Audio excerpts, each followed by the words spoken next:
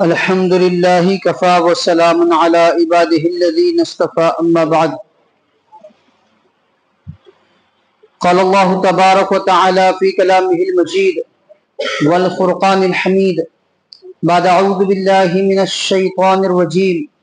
بسم الله الرحمن الرحيم يا أيها الذين آمنوا لا تتخذوا آباءكم وإخوانكم أولياء إن استحبوا الكفر على الإيمان ومن يتولهم منكم فأولئك هم الظالمون وقال تعالى يا أيها الذين آمنوا إنما المشركون نجس فلا يقربوا المسجد الحرام بعد عامهم هذا وإن خفتم عيلة فسوف يغنيكم الله من فضله إن شاء إن الله عليم حكيم وقال تعالى يا أيها الذين آمنوا إن كثيرا من الأحبار والرهبان ليأكلون أموال الناس بالباطل ويصدون عن سبيل الله والذين يكنزون الذهب والفضة لا ينفقونها في سبيل الله فبشرهم بعذاب أليم وقال تعالى يا أيها الذين آمنوا ما لكم إذا قيل لكم انفروا في سبيل الله أثاقلتم إلى الأرض أرضيتم بالحياة الدنيا من الآخرة فمتاع الحياة الدنيا في الآخرة إلا قليل وقال تعالى يا أيها الذين آمنوا اتقوا الله وكونوا مع الصادقين وقال تعالى يا أيها الذين آمنوا قاتلوا الذين يلونكم من الكفار وليجدوا فيكم غلظة واعلموا أن الله مع المتقين سبحان ربك رب العزة عما يصفون وسلام على المرسلين والحمد لله رب العالمين اللهم صل على سيدنا محمد وعلى آل سيدنا محمد بارك وسلم اللهم صل على سيدنا محمد وعلى آل سيدنا محمد بارك وسلم اللهم صل على سيدنا محمد وعلى آل سيدنا محمد بارك وسلم معزز سامعین کرام ملت اسلامیہ کے عزیز نوجوانوں بزرگان ملت، گزشتہ کئی ہفتوں سے الحمدللہ یہ سلسلہ چل رہا ہے کہ ہم قرآن عظیم الشان کی ان آیات کو سن رہے ہیں جن میں اللہ تبارک و تعالیٰ نے قیامت تک کے آنے والے ایمان والے بندوں اور بندیوں کو اپنی طرف منسوب کر کے پکارا ہے، احکامات بتائے ہیں، دنیا اور آخرت کی کامیابی سرخ روئی کے نسخے بتائے ہیں، دنیا برتنے کا طریقہ بتایا ہے، آخرت سنورنے کے انداز بتائے ہیں۔ سورۃ البقرہ کی 11 آیتیں ہم نے سنی، سورۃ آل عمران کی 7 آیتیں، سورۃ النساء کی 9 آیتیں، سورۃ المائدہ کی 15 آیتیں، سورۃ الانفال کی 6 آیتیں اور آج کی اس مجلس میں سورۃ التوبہ کی 6 آیتیں گوش گزار کرنے کی کوشش ہوگی۔ سورۃ التوبہ اللہ تبارک و تعالی آیت نمبر 23 میں ارشاد فرما رہے ہیں یا ایھا الذین آمنوا لا تتخذوا آباءکم واخوانکم اولیاء ان استحبوا الکفر علی الایمان ومن یتولہم منکم فاولئک هم الظالمون۔ اے ایمان والو، اگر تمہارے باپ بھائی کفر کو ایمان کے مقابلے میں ترجیح دیں تو ان کو اپنا سرپرست نہ بناؤ، اور جو لوگ ان کو سرپرست بنائیں گے وہ ظالم ہوں گے۔ اس کا مطلب یہ ہے کہ ان سے ایسے تعلقات نہ رکھو جو تمہارے لیے دینی فرائض کی ادائیگی میں رکاوٹ بن جائیں۔ جہاں تک اپنے ایمان اور دینی فرائض کا تحفظ کرتے ہوئے ان کے ساتھ حسن سلوک کا تعلق ہے، اس کو قرآن کریم نے مستحسن قرار دیا ہے۔ سورۃ اللقمان اور سورۃ الممتحنہ، ان دونوں صورتوں میں ان کے ساتھ حسن سلوک کی بابت باتیں بتلائی گئی ہیں۔ ماں باپ ہمارے بڑے سرپرست نگراں جن کو ہم اپنا بڑا سمجھتے ہیں، جب تک وہ دینی ماحول میں دینی شاعر کے ساتھ دینی احکامات پر عمل کرتے ہوئے اور ہمیں عمل کرنے کے مواقع فراہم کرتے ہوئے حکم دیتے رہیں گے، ان کے حکم مانے جائیں گے، ان کی بات سنی جائے گی، ان کا احترام ملحوظ رکھا جائے گا،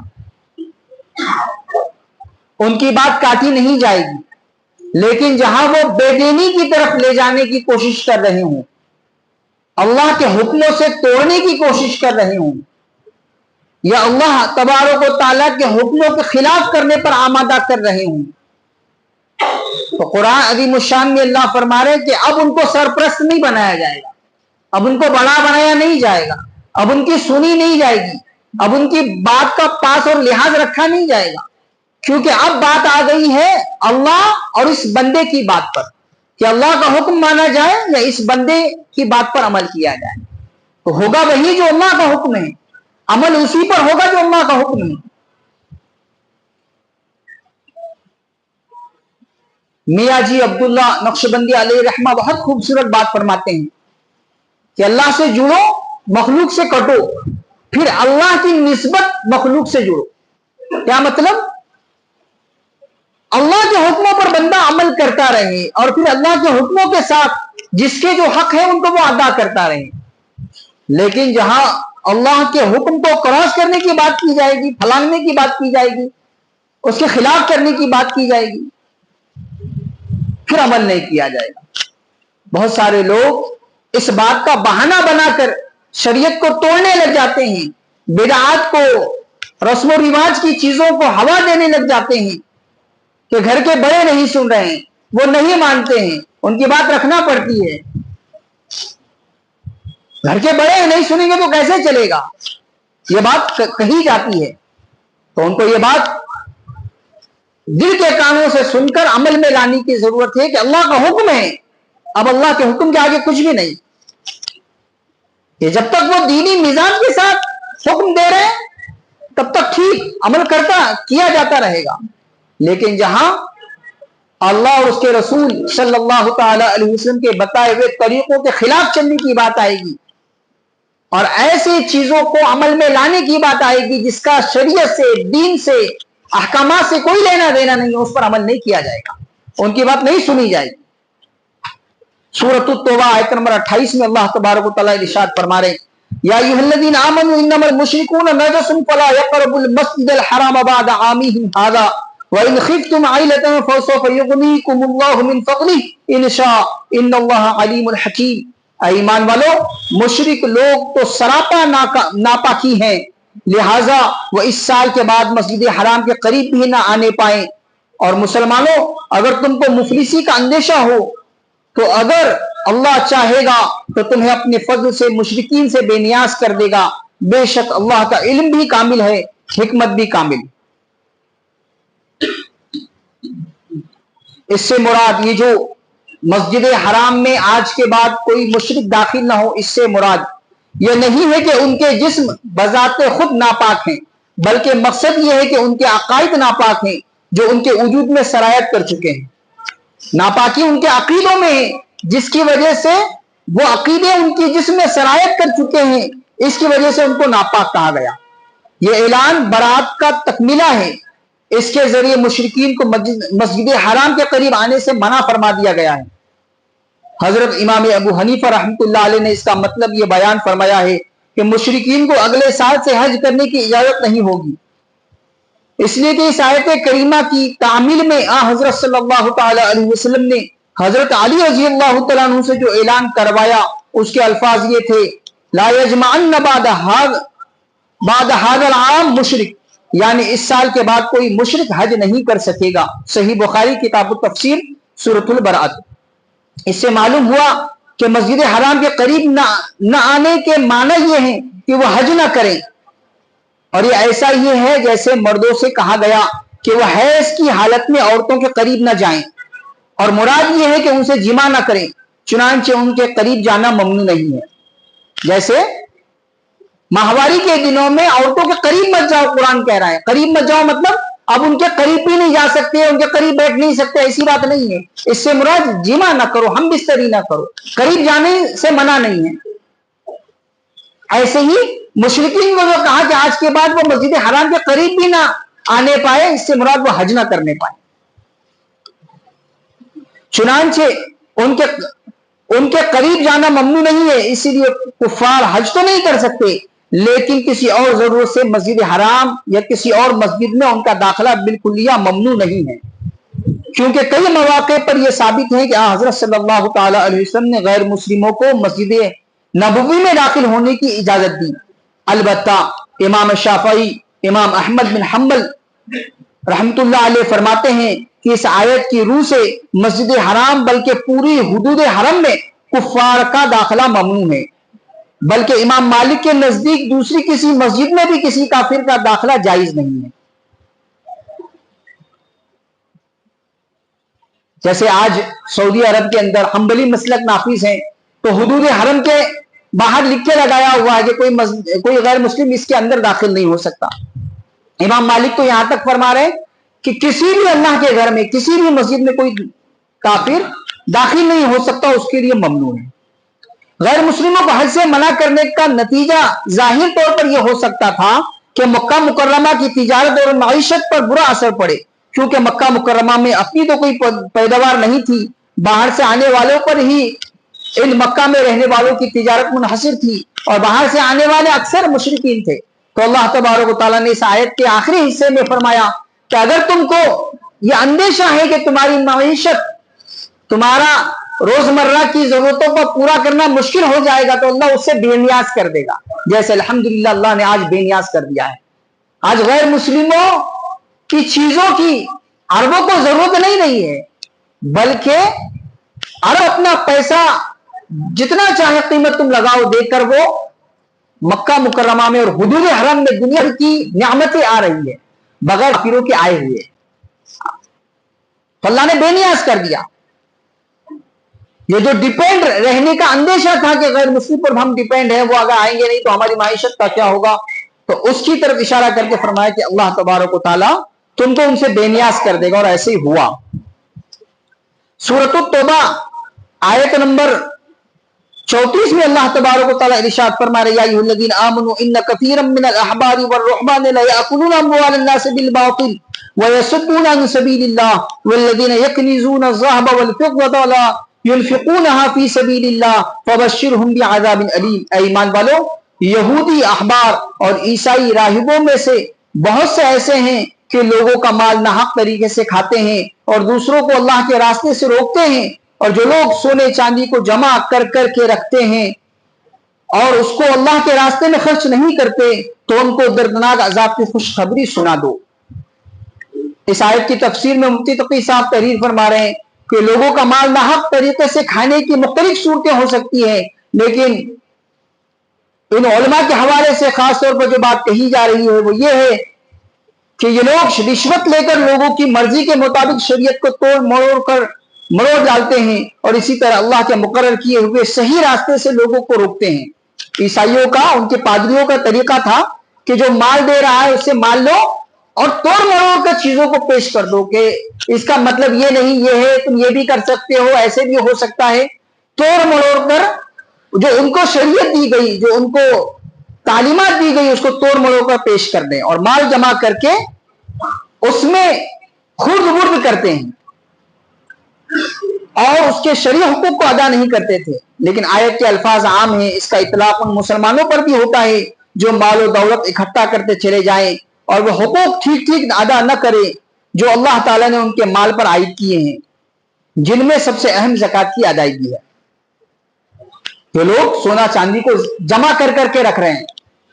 آیت یہود و نصارہ کے بارے میں، لیکن مفتی صاحب فرما رہے کہ یہ اس آیت کا اطلاق مسلمانوں پر بھی ہوتا ہے کہ وہ لوگ، مسلمانوں کی وہ جماعت، وہ لوگ کہ جو جن کو اللہ نے مال و دولت سے نوازا ہے اور وہ اس کو جمع کر کر کے رکھ رہے ہیں، اور جو حقوق عائد ہیں شریعت کے، جس میں سب سے بڑی چیز زکوٰۃ فرمائی گئی کہ زکوٰۃ فرض ہے، اس کی ادائیگی نہیں کرتے، یا اس میں آنا کانی کرتے ہیں، یا اس میں جتنا دینا چاہیے، جتنا حق بنتا ہے اتنا نہیں ادا کرتے، تھوڑا موڑا ادا کر دیا اور سمجھ لیا کہ ہم نے اپنی زکوٰۃ ادا کر دی، تو ایسے لوگوں کو دردناک عذاب کی خوشخبری سنائی گئی۔ خوشخبری بتا کر کہا گیا، یہ اور زیادہ چبھانے والی بات ہے، جیسے کسی بندے کو مارا جا رہا ہے اور نہیں اس مار کے بھی مزے چکھ، اور زیادہ ذلیل کرنے کے حساب سے کہی جانے والی بات ہوتی ہے کہ اور زیادہ آر دلایا جائے، اور زیادہ شرم دلائی جائے کہ دردناک عذاب، اور اس کا بھی تم کو مزہ لینا ہے، لو مزے لو۔ सूरत तौबा आयत नंबर 38 में अल्लाह तबारक व तआला इरशाद फरमा रहा है, या अय्युहल्लज़ीना आमनू मा लकुम इज़ा क़ीला लकुम इंफ़िरू फ़ी सबीलिल्लाहि अस्साक़लतुम इलल अर्ज़ अरज़ीतुम बिल हयातिद दुनिया मिनल आखिरह फमा मताउल हयातिद दुनिया फिल आखिरति इल्ला क़लील। ऐ लोगों जो ईमान लाए हो, तुम्हें क्या हो गया है कि जब तुमसे कहा गया कि अल्लाह के रास्ते में जिहाद के लिए कूच करो तो तुम बूझकर जमीन से लग गए, यानी जानबूझकर जमीन से लग गए। क्या तुम आखिरत के मुकाबले में दुनियावी जिंदगी पर राजी हो चुके हो? अगर ऐसा है तो याद रखो दुनियावी जिंदगी का मजा आखिरत के मुकाबले में कुछ भी नहीं मगर थोड़ा। ग़ज़वे तबूक से वापसी पर हिरकल नामी एक सुपर पावर ताकत का मालिक बादशाह उसकी तरफ से इत्तला आई कि वो मुसलमानों पर हमला करना चाहता है, और ये पहला मौका था कि अरब की जो हुदूद है, जो सरहद है, उसके बाहर जाकर किसी से लड़ना था। अल्लाह के नबी सल्लल्लाहु अलैहि वसल्लम ने इरादा जाहिर फरमाया कि उसके हमले की और उसकी पेशकदमी का इंतजार किए बगैर हम उस पर हमला आवर होंगे, हम खुद उस पर चढ़ाई करेंगे। सारे सहाबा इकराम से आमतौर पर यह हुक्म दिया गया कि सब तैयारी कर लें, उस जिहाद में शरीक होने के लिए सब तैयारी कर लें। तो अब बहुत सारी चीजें दरपेश थी, बहुत सख्त धूप की गर्मी, चिलचिलाती धूप में निकलना। दूसरी बात, मदीना मुनव्वरा में उस मौसम से मुसलमान खुसूसन गुजर रहे थे कि जिसमें उनके खजूर पक रहे थे, और खजूर का ऐसा था कि साल में एक मरतबा ये जो खजूर की फसलें निकलती थी, साल भर उसका खर्च निकलता था, साल भर के उनके अखराजात उससे पूरे होते थे। वो पकी पकाई खजूरों के बागात तैयार थे, और अभी जहाज से लौटे थे थके मांदे मुसलमान। तो ये सारी कठिनाइयों के बाद ये हुक्म दिया गया कि हमको कूच करना है और हिरकल पर चढ़ाई करनी है। तो ये हुआ कि मुनाफिकीन ने हीला बहाना बनाकर अपने आप को रुका लिया। कुछ मुसलमान भी काहिली करने लगे, आनाकानी के जाएंगे, ठीक है सोचेंगे, लेकिन फिर आखिर में तैयार हो गए। तीन सहाबा इकराम ऐसे हुए कि सारी चीजों के बावजूद अगले दिन पर टालते हुए वो निकल नहीं सके। अल्लाह के नबी सल्लल्लाहु अलैहि वसल्लम ने वापसी पर ये आयतें नाजिल हुई, और वो जो 3 अहबाब थे उनके साथ ये मामला हुआ कि 50 दिन तक लेन देन, बातचीत, देखना और उनके साथ मेल झोल सारी चीजें बंद कर दी गई, तंग कर दिया गया उन पर। वो बहुत ज्यादा रोने धोने लगे, तौबा करने लगे, अल्लाह के हुजूर गिड़गिड़ाने लगे। अल्लाह ने उनकी तौबा कबूल कर ली, और फिर कुरान करीम की आयतें नाज़िल हुई, इनको माफ कर दिया गया। तो ये जो पूरा मामला था, इसकी तरफ निशानदही करते हुए कुरान करीम की आयत कि जब भी अल्लाह की तरफ बुलाया जाए, आवाज दी जाए, तो दुनियावी जिंदगी को तरजीह न देते हुए आखिरत को मद्देनजर रखते हुए बंदा उठ खड़ा हो। आज हमारे लिए क्या है कि अल्लाह के हुक्म पर उठ खड़ा हो। जैसे अल्लाह का हुक्म आ रहा है, अब सोचना नहीं है कि क्या है, कैसे होगा, कैसे अमल करूंगा, बस उठ खड़ा होना है। अमल के लिए अपने आप को तैयार कर लेना है। अल्लाह की मदद शामिल होगी, और फिर अल्लाह तबारक व तआला अपने फजल से राहें हमवार फरमाएगा। अगली आयत में इन्हीं 3 लोगों की बाबत कयामत तक की आने वाली इंसानियत के लिए अल्लाह तबारक व तआला ने फरमा दिया कि इन्होंने सच का साथ दिया, सच्चाई के साथ रहे, हीला बहाना नहीं किया कि ये वजह थी, ऐसे था, वैसे था, इस वजह से हम निकल नहीं सके। नहीं, जो बात थी वो सही बता दी कि हमारी अपनी सुस्ती की वजह से हम निकल नहीं सके, वाकई कोई मजबूरी नहीं थी, कोई उज्र नहीं था, तो उनके साथ बाइकाट हुआ, उनकी तौबा कबूल हुई। अल्लाह सूरत तौबा आयत नंबर 119 में इरशाद फरमा रहे, या अय्युहल्लज़ीना आमनू तक़ुल्लाह व कूनू मअस सादिक़ीन, ऐ ईमान वालों अल्लाह से डरो और सच्चे लोगों के साथ रहा करो। इन 3 हज़रात के वाक़ये से मिलने वाला सबक है, जिसकी तरफ अल्लाह ताला ने तवज्जो दिलाई है कि उन्होंने अपनी गलती को छुपाने के लिए मुनाफिकीन की तरह झूठे सच्चे बहाने नहीं बनाए, बल्कि जो हकीकत थी वो सच बयान कर दी, और उनके पास कोई उज्र नहीं था। इस सच्चाई की बरकत से अल्लाह ताला ने उनकी न सिर्फ तौबा कबूल फरमाई, बल्कि सच्चे लोगों की हैसियत से कयामत तक के लिए उनका तज़किरा कुरान करीम में जिंदा जावेद कर दिया। यह आयत इस बात की तालीम भी है कि इंसान को अपनी सोहबत से सच्चे लोगों का साथ हमेशा रखना चाहिए, जो जुबान की भी सच्चे हों और अमल के भी सच्चे हों। सच्चे लोगों का साथ हमेशा देना है और खुद सच्चा बनकर रहना है, अमली एतबार से भी और जुबानी एतबार से भी।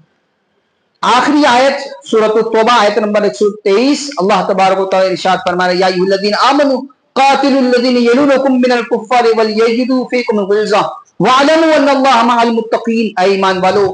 उन काफिरों से लड़ो जो तुमसे करीब हैं, और होना ये चाहिए कि तुम्हारे अंदर सख्ती महसूस करें और यकीन रखो कि अल्लाह मुत्तक़ियों के साथ है। इस आयत में फिर उस मज़मून का खुलासा बयान फरमाया गया है जिससे इस सूरत की इब्तिदा हुई थी कि मुशरिकीन से बरात का जो ऐलान किया गया, उसमें मुसलमानों का ये फर्ज था कि वो उन मुशरिकीन से जंग के लिए तैयार रहें और इस ऐलान बरात पर अमल करते रहें, जैसा कि पहले अर्ज किया जा चुका। अभी कुछ नौ मुस्लिम, अभी नए नए फतेह मक्का के बाद ईमान कबूल किए हुए लोग हैं, हो सकता है उनके दिल कुछ नरम पड़ जाएं अपने रिश्तेदार, अपने करीबी लोगों के लिए। ये मेरे भाई बंद है, मेरे बाप है, भाई है, चचा है, ताया है, उनके लिए उनके दिल नरम पड़ सकते थे। इसलिए इस आयत में अल्लाह तबारक व तआला ने इरशाद फरमाया कि जैसे हुकूक की अदायगी में, जैसे अगर सिला रहमी करनी है, मेहरबानी करनी है, अच्छा बर्ताव करना है, तो सबसे पहला हकदार कौन है? मेरा करीबी रिश्तेदार। तो मैं उसके साथ अच्छा बर्ताव करूं, अच्छा सलूक करूं, उसके बाद फिर आम लोग। तो ऐसे ही इस्लाम के नाफिज करने में जब सख्ती की बारी आएगी, मुश्रिकीन से बाइकाट की बारी आएगी, उनसे जंग करने की बारी आएगी, तो सबसे पहले आदमी को किससे मुकाबला करना है, किससे लड़ना है, किसके खिलाफ खड़ा होना है? तो करीबी रिश्तेदार। जैसे नरमी के बर्ताव में सबसे पहले करीबी रिश्तेदार आते हैं, ऐसे इस्लाम को लागू करने में भी सबसे पहले उनका नंबर आएगा कि तुम्हारे जो करीबी रिश्तेदार हैं, अगर उनके खिलाफ भी तुम्हें इस्लाम के लिए खड़ा होना पड़े तो बगैर चू चला के तुम्हें खड़ा हो जाना चाहिए और मजबूती के साथ डटे रहना है इस्लाम पर। अल्लाह तबारक व तआला कहने सुनने से ज्यादा अमल की तौफीक अता फरमाए। और ये जो आयतें हैं या अय्युहल्लज़ीना आमनू के जरिए, फिर बाद में भी ये तो बयान हो रहा है, इसके बाद भी हमें इन आयतों का गहराई से मुताला करना चाहिए। बहुत सारे सबक अल्लाह तबारक व तआला इसमें ईमान वालों को दे रहे हैं। अल्लाह कहने सुनने से अमल की तौफीक अता फरमाए। व आखिरु दावाना अल्हम्दुलिल्लाहि रब्बिल आलमीन वस्सलातु वस्सलामु अला सय्यिदिल अंबियाइ वल मुरसलीन सल्लल्लाहु तआला अलैहि वसल्लम।